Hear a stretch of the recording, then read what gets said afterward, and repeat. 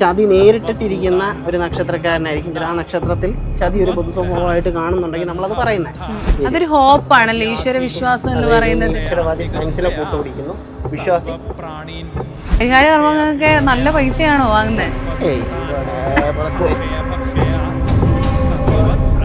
ആദ്യം തന്നെ ചോദിക്കാനുള്ള, നിങ്ങൾ കണ്ടന്റ് ക്രിയേഷനിലേക്ക് എങ്ങനെയാണ് വന്നത്? ഈ ഒരു പൂജാരിമാര് അല്ലെങ്കിൽ ജ്യോത്സ്യന്മാര് കണ്ടന്റ് ക്രിയേറ്റേഴ്സ് ആവുക എന്നുള്ളതൊരു എന്താ പറയാ, ഒരു വെറൈറ്റി ആണല്ലോ. നോർമലി ഈ ഞങ്ങൾ ടിക്ടോക്ക് ഒക്കെ ചെയ്യുമായിരുന്നു. അത് കഴിഞ്ഞിട്ട് ടിക്ടോക്ക് ബാൻ ആയ സമയത്ത് ഇൻസ്റ്റഗ്രാമിലോട്ട് കയറി. അങ്ങനെ നോർമലി കയറിയതാണ്. നോർമൽ റീൽസ് ഒക്കെ മാത്രമാണ് ചെയ്തുകൊണ്ടിരുന്നത്. സോ ഈ റീല്, ലിപ്സിങ്ക്, ഇതിൻ്റെയൊക്കെ ടൈം കഴിഞ്ഞ് ഇൻസ്റ്റഗ്രാം കണ്ടന്റിന്റെ പുറകെ പോകാൻ തുടങ്ങിയിട്ടായി. അപ്പോൾ യൂഷ്വലി എല്ലാത്തരം കണ്ടന്റ്, ഫിറ്റ്നസ് ആവട്ടെ, എല്ലാത്തരം കണ്ടന്റും പലരും ചെയ്യുന്നുണ്ട്. അപ്പം അതിലില്ലാത്തത് സ്പിരിച്വാലിറ്റി, അസ്ട്രോളജി, ഇങ്ങനെയുള്ള കുറച്ച് കാര്യങ്ങൾ വളരെ കുറവാണ്. സോ ഞങ്ങളുടെ പ്രൊഫഷൻ അതാണ്. അതുകൊണ്ടും ഇൻസ്റ്റഗ്രാമിന് പറ്റിയൊരു കണ്ടന്റ്, നമ്മുടെ അക്കൗണ്ട് വെച്ച് നോക്കുമ്പോൾ ഇൻസ്റ്റഗ്രാമിന് പറ്റിയൊരു കണ്ടന്റും ആയതുകൊണ്ടാണ് ഇൻസ്റ്റഗ്രാം വഴി ഓക്കെ നമുക്ക് ജ്യോതിഷത്തിൻ്റെ മറ്റു കാര്യങ്ങളിലോട്ടൊക്കെ കടക്കാമെന്നുള്ള ഒരു ചിന്ത വന്നത്. ഇനി അതിലേട്ടം പറ. ഇത് തന്നെ കാരണം രണ്ടുപേരും അങ്ങനെ ഒരുമിച്ചെടുത്ത തീരുമാനമാണോ ഇങ്ങനെ ഇത് ഓട്ടോമാറ്റിക്കലി ആവുന്നതാ? അതായത് ഇൻസ്റ്റാഗ്രാം ഏതിനാ നമുക്ക് ഇല്ല, ഫസ്റ്റ് പറഞ്ഞത് അവനാണ്. ഫസ്റ്റ് എൻ്റെ അടുത്ത് പറഞ്ഞത്, ആദ്യം എനിക്കൊരു മടി ഉണ്ടായിരുന്നു. നമ്മൾ പൂജകളുടെ വീഡിയോ ഒക്കെ ഇടുമായിരുന്നു, എങ്കിലും ഫേസ് കാണിച്ച് ഇങ്ങനെ ഒരു സ്പീച്ച് എനിക്കൊരു മടി ഉണ്ടായിരുന്നു. ഞാൻ കണ്ണുടച്ചങ്ങിറങ്ങി. ആദ്യം ഭയങ്കരമായിട്ട് നെഗറ്റീവ്, ഐ മീൻ ഞാൻ ആദ്യം പറയുന്ന പൂരിട്ടാതിന്റെ ഫലം. ആദ്യമായിട്ട് ഇടുന്ന കണ്ടന്റ് എന്ന് പറഞ്ഞാൽ പൂരിട്ടാതി നക്ഷത്രത്തിന്റെ വാർഷിക ഫലം ഓണത്തിന് ചിങ്ങമാസത്തിനും ഇട്ടിരുന്ന കഴിഞ്ഞ അത് ഇപ്പൊ പറഞ്ഞല്ലേ, ഹോരാശാസ്ത്രത്തില് പൊതു ഒരു രീതി പറയുന്നു. ഈ പൊതുഫലം പറഞ്ഞപ്പോഴേക്കും അത് വെച്ചിട്ട് പൊതുവായിട്ടുള്ള ഫലം ആയിക്കോട്ടെ, ഇത് പൊതുഫലമാണ് പറയുന്നത്, നക്ഷത്രഫലം അല്ലെങ്കിൽ ജാതകഫലം അല്ല. അപ്പം പൊതുഫലം പറഞ്ഞപ്പോഴേക്കും ഈ പൂരിട്ടാതി ഒരു എക്സാമ്പിൾ, ഒരു കമന്റ് പറഞ്ഞുതരാം. ഒരു വ്യക്തി വന്നിട്ട് അതിനകത്ത് കമന്റ് ഇട്ടതാ, അതിൽ പൊതുവെ ക്ഷമയില്ലെന്നാ പറഞ്ഞ കുംഭക്കൂറുകാർക്ക്. ആര് പറഞ്ഞാ എനിക്ക് ക്ഷമയുണ്ടല്ലോ ഇട്ട കമന്റാണ്. അപ്പൊ അതിന്ന് മനസ്സിലാക്കാം ആ വ്യക്തിക്ക് ക്ഷമയുണ്ടോ, അത് എന്തുവാടാ എനിക്ക് ക്ഷമയുണ്ടല്ലോ എന്നാണ് ചോദിക്കുന്നത്. ഇത് കേൾക്കുമ്പോഴേ ഒരു ടെൻഷൻ ആയിട്ടായിരിക്കും ചിലപ്പോ അങ്ങനെ ഇടുന്നത് അല്ലേ? അതല്ലേ നമ്മൾ ആദ്യം പറയും, ഇവരുടെ അടുത്ത് പറയുന്നുണ്ട്, ഇത് എന്താണ് സംഭവം, പൊതുഫലമാണ്, എല്ലാവർക്കും റീസണേറ്റ് ആവണമെന്നില്ല. ചിലർക്ക് കണക്ട് ആവും, ചിലർക്ക് കണക്ട് ആവില്ല. ഇത് ഇൻഡിവിജ്വൽ ആയിട്ട് നോക്കുന്ന ഒരു കാര്യമല്ല, ഇതൊരു പ്രശ്നമല്ല, ഇതൊരാളുടെ ജാതകം, ജനന സമയമോ ഗ്രഹനിലയോ വെച്ച് പറയുന്ന കാര്യമല്ല, നക്ഷത്രഫലമാണ്. സോ അത് പൊതുബലമായിട്ടാണ്, കൂടുതലും മിഡിൽ ഏജ്ഡ് ആയിട്ടുള്ള ആൾക്കാർക്കാണ് കണക്ട് ആവുന്നത്. ആ രീതിയിലാണ് എന്ത് പറയുന്നത്, നക്ഷത്രഫലങ്ങൾ പൊതുവെ പറയുന്നത്. അല്ലാതെ പുരുട്ടാതി നക്ഷത്രം അല്ലെങ്കിൽ ഉത്രട്ടാതി നക്ഷത്രം അല്ലെങ്കിൽ രോഹിണി നക്ഷത്രം 90 വയസ്സുള്ളവന് അടുത്ത വർഷം കല്യാണം നടക്കാൻ സാധ്യതയുണ്ട് എന്ന് പറയാൻ പറ്റില്ല. മനസ്സിലായ?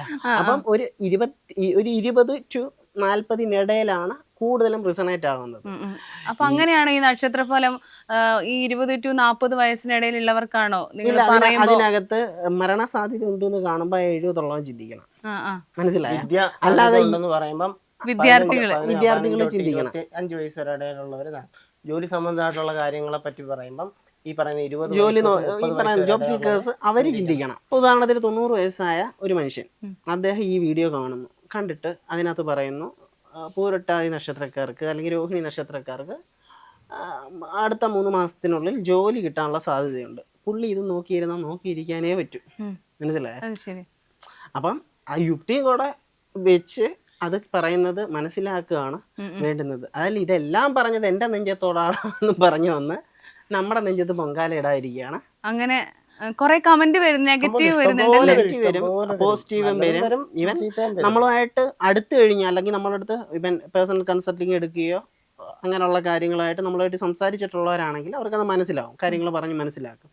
ജസ്റ്റ് ആ ഒരു 30 സെക്കൻഡ് അല്ലെങ്കിൽ 1 മിനിറ്റിൻ്റെ ക്ലിപ്പ് മാത്രം കണ്ടിട്ട് ചിലപ്പം ചിലർക്ക് അറിയാൻ പറ്റത്തില്ല, ഭയങ്കര വിഷമിച്ചിരിക്കും. ചിലപ്പോൾ ഒരു ചതി നേരിട്ടിട്ടിരിക്കുന്ന ഒരു നക്ഷത്രക്കാരനായിരിക്കും. ആ നക്ഷത്രത്തിൽ ചതി ഒരു പൊതു സ്വഭാവമായിട്ട് കാണുന്നുണ്ടെങ്കിൽ നമ്മളത് പറയുന്നത് അവർക്ക് സ്വാഭാവികമായിട്ടും റിലേറ്റ് ചെയ്യാൻ പറ്റും. അല്ല, അവർക്ക് ദേഷ്യം വരും. കാര്യം അവര് ചതി നേരിട്ടിട്ട്, അവരൊക്കെ ചതി ഫേസ് ചെയ്തിട്ട് നിൽക്കുന്ന ആളാണ്. അങ്ങനെയുള്ള ഒരാള് ചതിക്കും എന്ന് പറഞ്ഞു കഴിഞ്ഞാൽ അവർക്ക് ദേഷ്യം വരും. അവരെ നമ്മൾ കുറ്റം പറയുന്നതല്ല, പക്ഷെ അതിന് എല്ലാത്തിനും മുമ്പേ നമ്മൾ പറയുന്നൊരു കാര്യം, ഇത് എന്താണ്, പൊതുഫലമാണെന്ന് പറഞ്ഞ് നിങ്ങള് സേഫ് ആണ് അവിടെ, പൊതുഫലമാണെന്ന് പറയുമ്പോ അല്ലേ? സേഫിന്റെ അല്ല, അതാണ് സത്യം. മനസ്സിലായോ? ഒരു റീൽ ഒരു കണ്ടന്റ് ഇടുമ്പോൾ നമുക്ക് ആക്യുറേറ്റ് ആയിട്ട് പറഞ്ഞു കൊടുക്കുക എന്ന് പറയുന്നത് ശരിയായിട്ടുള്ള കാര്യമല്ല. അതെ. അതാ ശാസ്ത്രത്തിലെ ഒരുപക്ഷെ ഞങ്ങൾ മാത്രമല്ല, ലക്ഷക്കണക്കിന് ഇന്ത്യ ഒട്ടാകെ നോക്കിക്കഴിഞ്ഞാൽ ലക്ഷക്കണക്കിനോ ദശലക്ഷക്കണക്കിനോ ഇതേ തൊഴിൽ ചെയ്യുന്ന ആൾക്കാർ കാണും. നമ്മളുടെ സ്വാർത്ഥ ലാഭത്തിന് വേണ്ടിയിട്ട് ഔത്തുങ്ങടെ വയറ്റത്തടിക്കുന്നത് എന്താണ് ശരിയല്ല. ഒരു തരത്തിൽ പറഞ്ഞു കഴിഞ്ഞാൽ അത് ഒരു വൃത്തികെട്ട സ്വഭാവമാണ്. അപ്പം അങ്ങനെ ചെയ്യാതിരിക്കുക എന്നുള്ളതാണ്. അതിനുവേണ്ടി നമ്മൾ പറയാനല്ലോ ഒരു പൊതുബലം എന്ന് പറഞ്ഞാൽ അതാണ്. ഇത് ഇവർക്ക് അല്ലാതെ സെർച്ച് ചെയ്താലും കിട്ടും, അതെ അതെ, നോർമൽ ഗൂഗിൾ ചെയ്താലും കിട്ടും. ഒക്കെ പഠിച്ചിട്ട് എങ്ങനെയാണ് ഇത് പറയുന്നത്? നിങ്ങൾ എന്താണ് ഇതിൽ സ്പെഷ്യലൈസ് ചെയ്തിരിക്കുന്നത്? എന്തിലാണ്? പ്രശ്നചിന്തയുണ്ട്, നിമിത്തശാസ്ത്രം ആയാലുണ്ട്, ഇനി അല്ലെങ്കിൽ ജാതക ഫലങ്ങൾ പറഞ്ഞു കൊടുക്കും, നക്ഷത്ര ഫലങ്ങൾ പറഞ്ഞു കൊടുക്കും. മെയിൻലി നമ്മൾ എടുക്കുന്ന പ്രശ്നചിന്തയാണ്. ദേഹപ്രശ്നത്തിലോട്ടൊന്നും പോയിട്ടില്ല, അറിയാഞ്ഞിട്ടല്ല, എടുത്തിട്ടില്ല. ആൾക്കാർ കോണ്ടാക്ട് ചെയ്ത് 1-2 പ്രശ്നത്തിലൊഴികെ അധികം നമ്മളതിന് പോയിട്ടില്ല. ദേഹപ്രശ്നവും ചെയ്യാം, അത് പിന്നെ അതിനുള്ള ടൈം ഇല്ല, ഒന്നാമത്തെ കാര്യം. അപ്പൊ ഈ പ്രശ്നപരിഹാരത്തിന്റെ കാര്യം പറയുമ്പോഴേ നിങ്ങൾ എപ്പോഴും പ്രശ്നപരിഹാര പൂജ ചെയ്യാറുണ്ട്. ശരിക്കും എല്ലാവർക്കും പ്രശ്നം തീരാറുണ്ടോ? എങ്ങനെയാണത്? ഈ ചെയ്യുന്നവരുടെ എല്ലാവരുടെ അല്ലെങ്കിൽ തന്നെ ആ വീഡിയോയിൽ തന്നെ നമ്മൾ പറയുന്നുണ്ട്, കർമ്മം മാത്രമല്ല, കർമ്മം ഒരു 70% ഫലമാണ്. ബാക്കി നമ്മുടെ പത്തി അല്ലെങ്കിൽ വ്രതം അല്ലെങ്കിൽ നമ്മുടെ വ്രതശുദ്ധി അല്ലെങ്കിൽ നമ്മൾ ചെയ്യേണ്ട റൂൾസ് ഉണ്ട്. ഇത് കറക്റ്റായിട്ട് ഫോളോ ചെയ്ത് പോയാൽ മാത്രമേ എന്തുണ്ടാവത്തുള്ളൂ, പൂർണ്ണമായ ബലം ഉണ്ടാവത്തുള്ളൂ. ഒരു കർമ്മി പറഞ്ഞു അല്ലെങ്കിൽ ഒരു ഗുരു ഉപദേശിച്ചു കൊടുക്കുന്ന എന്താണോ അത് നിഷ്ഠയോടെ ചെയ്യുന്നവന് മാത്രമേ എന്തുണ്ടാവത്തുള്ളൂ, ഫലം പൂർണ്ണമായിട്ടുണ്ടാവത്തുള്ളൂ. അതിലെന്തെങ്കിലും വിട്ടുവീഴ്ച അല്ലെങ്കിൽ മിസ്റ്റേക്ക് പറ്റിയിട്ടുണ്ടെങ്കിൽ നമുക്ക് ഒന്നും പറയാൻ പറ്റത്തില്ല. കാരണം ബലം ഉണ്ടാവുന്ന കാര്യത്തിൽ ബലം ഉണ്ടാവേണ്ട കാര്യമായിരിക്കും, പക്ഷേ നമ്മുടെ കയ്യിലിരിപ്പ് കൊണ്ട് എന്തുണ്ടാവും, അത് വിപരീത ഫലം കിട്ടും. പറഞ്ഞ് മനസ്സിലായി. ആസിഡിൻ്റെ കൂടെ വെള്ളം കൂട്ടി ഒഴിച്ചിട്ട് വോഡ്ക എന്ന് പറഞ്ഞ് എങ്ങനെ നമ്മൾ സേവിച്ചു കഴിഞ്ഞാൽ എന്തായിരിക്കും അവസ്ഥ? ഉണ്ടാവും. അതേപോലെ തന്നെ വിപരീത ഫലങ്ങളുണ്ടാവും. അതൊരു ഹോപ്പാണല്ലോ, ഈശ്വര വിശ്വാസം എന്ന് പറയുന്നത്. ഈശ്വരവാദി സയൻസിനെ കൂട്ടുപിടിക്കുന്നു, വിശ്വാസി സയൻസിനെയും ചേർത്ത് പിടിക്കുന്നു. പറഞ്ഞ് മനസ്സിലാവും. ഇപ്പം ഈ പറഞ്ഞ കണക്ക് പനി വന്നാൽ ഭഗവാനെ മാത്രം പ്രാർത്ഥിച്ചുകൊണ്ടിരുന്ന അസുഖം മാറുമെന്ന് എവിടെയും പറഞ്ഞിട്ടില്ല, മരുന്ന് കഴിക്കാൻ തന്നെ വേണം. അപ്പം ഈ സ്റ്റോറി കണ്ടിട്ട് ഒരു ഒരു കൊച്ച് എനിക്ക് അറിയാവുന്നല്ല, ചില ഇടയ്ക്കിടയ്ക്ക് മെസ്സേജ് അയക്കാറുള്ള ഒരു കുഞ്ഞാണ്. അപ്പം അതും ഇത് റിലേറ്റഡ് ആയിട്ടുള്ള അതാ ഏറ്റവും വലിയ വിരോധാഭാസം പറയാൻ വരുന്നത്. അതായത് ഈ കുഞ്ഞെനിക്ക് മെസ്സേജ് അയച്ചു, എന്നിട്ട് ശരിക്കും സയൻസ് അല്ലോ ഉള്ള എന്നും പറഞ്ഞ് നല്ല രീതിയിൽ ഞങ്ങൾ അങ്ങോട്ടും ഇങ്ങോട്ടും തർക്കമായി. നല്ല രീതിയിൽ സംസാരം, ഓക്കെ നമുക്ക് ഇഷ്ടമുള്ളതാണ് തന്നെ എന്താണെന്ന് വെച്ചാൽ തീരുമാനിച്ചോ. പക്ഷേ ഏറ്റവും വലിയ വിരോധാഭ്യാസം എന്താണെന്ന് ചോദിച്ചു കഴിഞ്ഞാൽ, ഒരു 2 മാസം മുമ്പിട്ട നിമിത്തശാസ്ത്രത്തിലും പ്രശ്നചിന്താ സ്റ്റോറിയിലും ഈ കൊച്ച് റിപ്ലൈ അയച്ചു, അതിൽ നിന്ന് പ്രശ്നമാർഗവും തേടി, അതിനുശേഷം പ്രതിവിധി എന്തോ ഉണ്ടെന്ന് എൻ്റെ അടുത്ത് ചോദിച്ച കുഞ്ഞാണ് ഈ കാര്യം ചോദിക്കുന്നത്. അത് മനസ്സിലായോ? തർക്കിക്കാനായിട്ട് ആൾക്കാർക്ക് എന്തെങ്കിലും ഒരു കാരണം വേണം. മനസ്സിലായില്ലേ? പക്ഷെ അവര് പിന്നെ ഇതൊക്കെ ചെയ്യുന്നവരാണ്. ഇപ്പൊ പറഞ്ഞില്ലേ, സോഷ്യലി റിബൽ ആവുക എന്ന് പറഞ്ഞു കഴിഞ്ഞാൽ അതൊരു ക്രെഡിറ്റ് ആണെന്ന് കരുതുന്ന ആൾക്കാരുണ്ട്. ഇവരുടെ ഉള്ളിൽ ഈ സംഭവം ഉണ്ടോ, റിബലിസം ഉണ്ടോ, അതില്ല. മനസ്സിലായോ? ഇവരുടെ ഉള്ളിൽ ചിലപ്പം ട്രഡീഷണൽ ആയിട്ടുള്ള തോട്ട്സ് ആയിരിക്കാം, ഈവൻ ജാതി ചിന്ത അടക്കമുള്ളവരുണ്ടായിരിക്കാം. മനസ്സിലായോ? പുറമെ ഇവര് തർക്കിക്കാൻ വേണ്ടി തർക്കിക്കുമ്പോഴാണ് എന്താ അവരൊരു ഹീറോ, എന്താ പറയണ്ടേ, ഹീറോയിക് മെറ്റീരിയൽ ആക്കും എന്നുള്ള ചിന്ത ഇവർക്കുണ്ട്. അത്രേ ഉള്ളൂ. ആ ഒരു ചിന്തയുടെ പുറത്തുള്ള കാണിച്ചു വിട്ടല്ലേ ഉള്ളൂ. പിന്നെ പറയാം, എന്താ അതിന്റെ അർത്ഥം എത്തിസ്റ്റുമാരും ഇല്ലെന്ന് ഞാൻ പറയുന്നില്ല, ഉണ്ട്, കൃത്യം. അതാണെന്നുണ്ടെങ്കിൽ എത്തിസ്റ്റ് ആയിട്ട് തന്നെ ഇരിക്കണം. അവരോട് ദൈവത്തിന് ഒരു വിരോധം ഉണ്ടാകാൻ പോകുന്നില്ല. മനസ്സിലായോ? അവർ ഈ 2 വെള്ളത്തിൽ കാലേ ഓട്ടുന്നില്ല.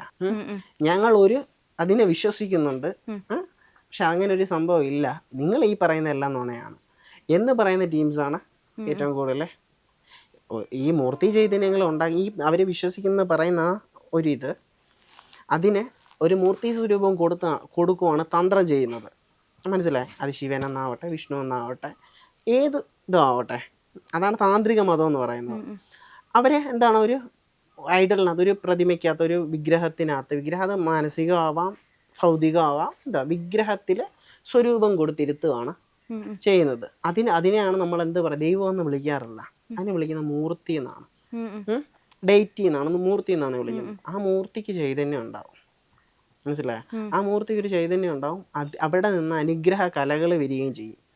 ഈ അനുഗ്രഹ കലയാണ് എന്താകുന്നത്, നമുക്ക് അനുഗ്രഹ കല, നിങ്ങൾ ഈ പോസിറ്റീവ് എനർജി എന്നൊക്കെ പറയാറുണ്ടല്ലോ സംഭവം. അതിന് താന്ത്രിക ഇതിൽ പറയാം, താന്ത്രം എന്ന് പറഞ്ഞാൽ 64 കലകൾ ചേർന്നതാണ്. സോ തന്ത്രത്തിൽ പറയുന്നത് എന്താണ്, ഈ അനുഗ്രഹകല ക്രിയേറ്റ് ചെയ്യുക അല്ലെങ്കിൽ അനുഗ്രഹകല സൃഷ്ടിക്കുക എന്നുള്ളത്, അതിനാണ് നമ്മൾ ഭഗവതി സേവ, സുദർശന ഹോമം ഇത്യാദി കർമ്മങ്ങൾ, താന്ത്രിക കർമ്മങ്ങളെല്ലാം അനുഷ്ഠിക്കുന്നത് എന്തിനാണ്? അനുഗ്രഹകല വർദ്ധിക്കാൻ വേണ്ടിയിട്ടാണ്. ഒരു വ്യക്തിയിൽ നിഗ്രഹകല കൂടുതൽ ഉണ്ടാകുമ്പോഴാണ് എന്തുണ്ടാകുന്നത്? ദുരനുഭവം. ഒരു കുടുംബത്തിലാവട്ടെ, വ്യക്തിയിലാവട്ടെ, ഒരു രാജ്യത്താവട്ടെ, ദേശത്താവട്ടെ, എല്ലായിടത്തും നിഗ്രഹകലകൾ വർദ്ധിക്കുമ്പോഴാണ് ദുരനുഭവങ്ങൾ നമുക്ക് ഉണ്ടാകുന്നത്. നമ്മുടെ ആദ്യം ചിലപ്പം നമ്മുടെ മനസ്സിനെ ആയിരിക്കും ബാധിക്കുന്നത്, പിന്നെ അത് ശരീരത്തെ ആവാം, പിന്നെ നമ്മളുടെ ചുറ്റുപാടുകളെ ആവാം, പല രീതിയിൽ അത് ബാധിക്കും. അപ്പോൾ എന്താണ് അതിനൊരു എന്താ പറയുക, ആൻറ്റിഡോട്ടായിട്ടാണ് അനുഗ്രഹകല വർദ്ധിപ്പിക്കുക എന്നുള്ളത് നമ്മൾ ചെയ്യുന്നത്. പിടികിട്ടിയോ? അപ്പം അതിന് ചെയ്യുന്ന ഈ തരത്തിലുള്ള കർമ്മങ്ങളും ക്രിയകളും ഒക്കെ ഒരു വിഭാഗത്തിന് ഒരുപക്ഷെ എന്തായിട്ട് തോന്നാം, സയന്റിഫിക് അല്ല, ഇങ്ങനെ തോന്നാം. ഇതിൽ നിന്ന് ആശ്വാസം കിട്ടുന്ന വലിയൊരു വിഭാഗം കാണും. അവർക്കിത് ആശ്വാസമാണ്. ഈ ആശ്വാസം കിട്ടുന്നവരെന്ന് പറയുന്നത് ശരിക്കും വിശ്വാസികളാണോ അന്ധവിശ്വാസികളാണോ? ഇങ്ങനെ നമ്മൾ ഈ ഓവറായിട്ട് എല്ലാം ദൈവം മാത്രം നടത്തി തരണം എന്ന് പറയുന്നവരല്ലേ? ഒരിക്കലും അല്ല. ഞാൻ അങ്ങനെ വരുന്നവരടുത്ത് വ്യക്തമായിട്ട് കാര്യം പറഞ്ഞു കൊടുക്കാറുണ്ട്. അതായത് ഇപ്പം ജോലി കിട്ടാൻ വേണ്ടി ഇപ്പോൾ ഒരു ഭാഗ്യസൂക്തം ചെയ്ത് 41 ദിവസത്തേക്ക് ഭാഗ്യസൂക്തം ചെയ്ത് ആ അതായത് തൊഴിലില്ലായ്മ അല്ലെങ്കിൽ ഈ ഭാഗ്യവർഷണത്തിന് വേണ്ടി ചെയ്യുന്നതായിരിക്കാം. എന്നിട്ട് വീട്ടിൽ വെറുതെ ഇങ്ങനെ കെട്ടിപ്പൂട്ടി ഇരുന്ന് കഴിഞ്ഞാൽ ഒരു ജോലിയോ അല്ലെങ്കിൽ സാമ്പത്തികമായിട്ട് ഉന്നമനോ ഒന്നും ഉണ്ടാകത്തില്ല. നമ്മൾ പ്രവർത്തിച്ചിട്ടും ബലം കിട്ടാത്ത അവസ്ഥ വരും. അതായത് നീ കഷ്ടപ്പെടുക, ഒരുപാട് ജോലി ചെയ്യുന്നു, പക്ഷെ അത് ബലം ഉണ്ടാകുന്നില്ല. ഞാൻ എന്ത് ചെയ്തിട്ടും ക്ലച്ച് പിടിക്കുന്നില്ല. അതെന്തുകൊണ്ടാണ്? നമുക്കുള്ളിൽ ദോഷവശങ്ങൾ നിൽക്കുന്നതുകൊണ്ടാണ്. അപ്പം ഈ ഭാഗ്യസൂക്തം ചെയ്തിട്ട് നമ്മൾ അതിൻ്റെ കൂടെ പ്രയത്നിക്കണം. പിന്നെ പ്രാർത്ഥനാശീലം ഉണ്ടാവണം. പണ്ട് നമ്മുടെ അമ്മമാരൊക്കെ 6 മണിയാകുമ്പോൾ കൃത്യം കാലുവഴി അങ്ങ് കയറും. എവിടെ? പൂജാമുറിയിലോട്ട്. അന്നുള്ളവർക്ക് ഇപ്പോൾ ഉള്ള ഈ പറഞ്ഞ ആരോഗ്യ പ്രശ്നങ്ങളോ ദോഷങ്ങളോ പ്രത്യേകിച്ച് കാര്യമൊന്നുമില്ല. അവർ ജോലിയും ചെയ്യുമായിരുന്നു, പ്രവൃത്തിയും ഉണ്ട്, പ്രാർത്ഥനയും ഉണ്ട്. ഈ 2 കാര്യങ്ങളും ഉണ്ടായാലോ. ഇപ്പൊ ആര് പ്രാർത്ഥന? നീ കണ്ടിട്ടുണ്ടോ 6 മണിക്ക് വീട്ടിലെ വിളക്ക്? ഉണ്ടോ? നമ്മളെയൊക്കെ നാട്ടിലുണ്ട്. രാമ രാമ രാമ ചൊല്ലുന്നു. അറിയത്തില്ല, പക്ഷെ ഇവിടെ ഇല്ല.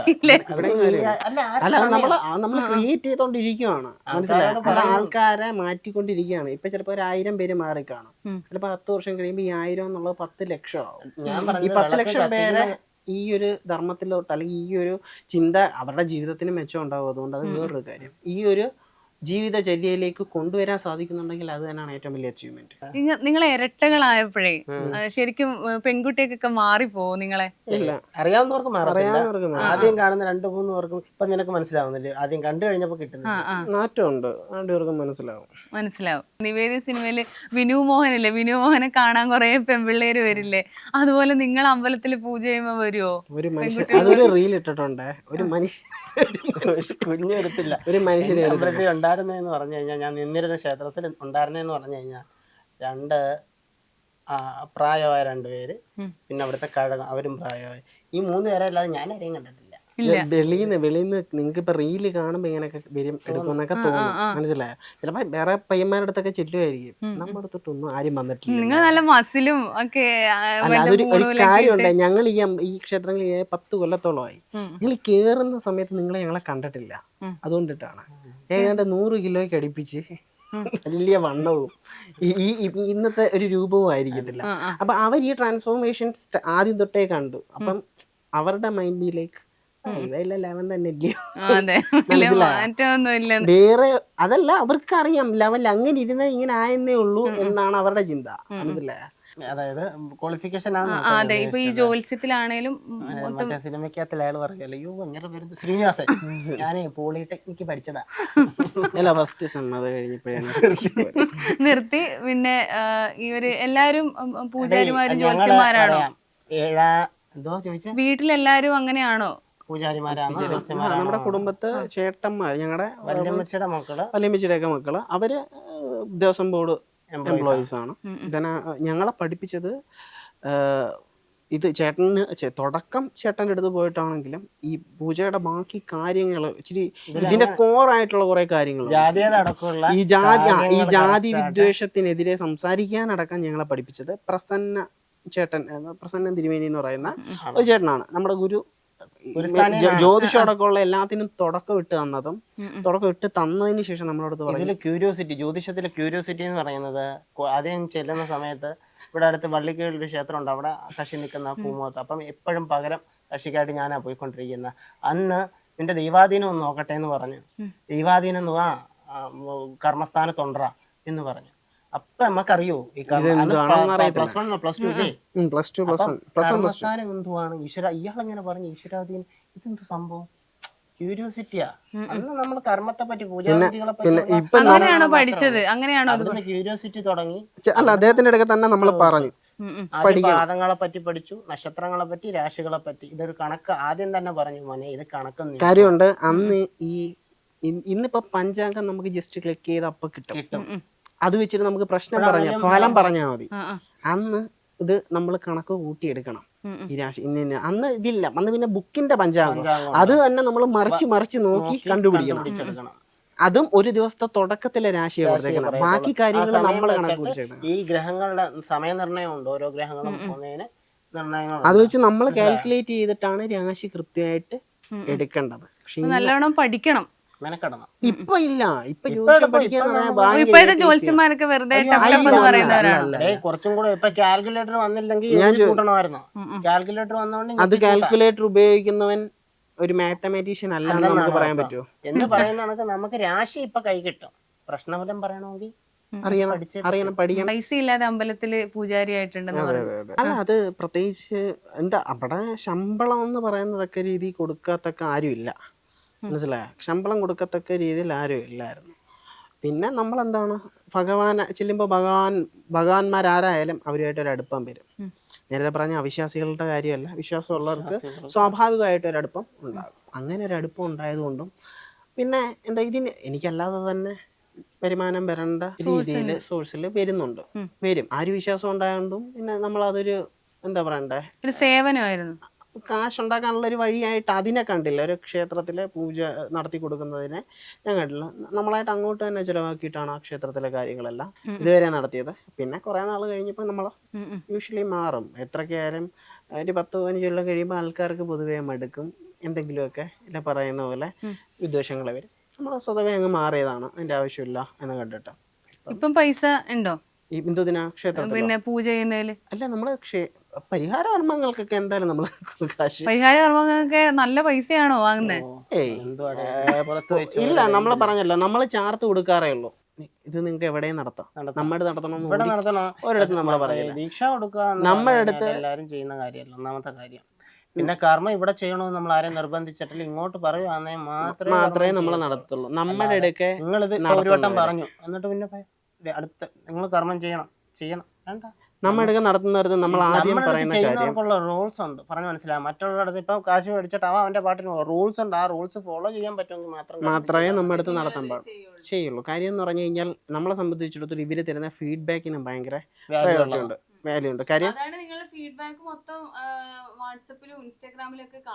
അതിടും. കാര്യം എന്താണ്, ആ ഒരു നമ്മുടെ മൂർത്തിയുടെ, നമ്മൾ വിശ്വസിക്കുന്ന ദേവന്റെ ചൈതന്യം ഇത്രയും ഉണ്ടെന്ന് മറ്റുള്ളവരെ അറിയിക്കേണ്ട. ഇപ്പൊ പണ്ട് അത് പാട്ടുകളിലൂടെ ചിലപ്പോൾ സപ്താഹങ്ങൾ ഇങ്ങനെയൊക്കെയായിരുന്നു അറിയിച്ചുകൊണ്ടിരുന്നത്. ഇപ്പൊ അങ്ങനെയല്ല. ഇപ്പം സോഷ്യൽ മീഡിയ എന്ന് പറയുന്ന വലിയൊരു പ്ലാറ്റ്ഫോം നമ്മുടെ മുമ്പിലുണ്ട്. സോ നമ്മൾ യൂട്ടിലൈസ് ചെയ്യുക. എങ്ങനെയായാലും നമ്മുടെ ദേവന്റെ ചൈതന്യം അത് മറ്റുള്ളവരിലേക്ക് എത്തിക്കേണ്ടത്, അറിയിക്കേണ്ടത് നമ്മുടെ ചുമതലയാണ്.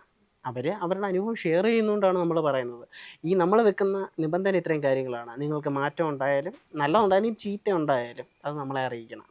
കാര്യം നിങ്ങൾ ആ കണ്ടിട്ടുള്ളവർക്ക് അത് മനസ്സിലാവും. ചിലപ്പോൾ അതിൻ്റെ ഒരാഴ്ച 2 ആഴ്ച മുമ്പുള്ള മെസ്സേജ് വിഷമിച്ച് തന്നെ ആയിരിക്കും. ഇതൊക്കെ ചെയ്തിട്ട് എനിക്കൊരു ബലമില്ലല്ലോ എന്നുള്ള മെസ്സേജ് കഴിഞ്ഞിട്ടായിരിക്കും ആ വിചാരിച്ച കാര്യം നടന്നു എന്നുള്ള കാണാം. ചിലർക്ക് ടൈം എടുക്കും. ചിലർക്ക് ചിലപ്പോൾ 1 മാസം എടുക്കും, 2 മാസം എടുക്കും, ചിലർക്ക് 3 മാസം എടുക്കും. അങ്ങനെയാണ്. അത് ഓരോരാളെ ഇതനുസരിച്ചിരിക്കും.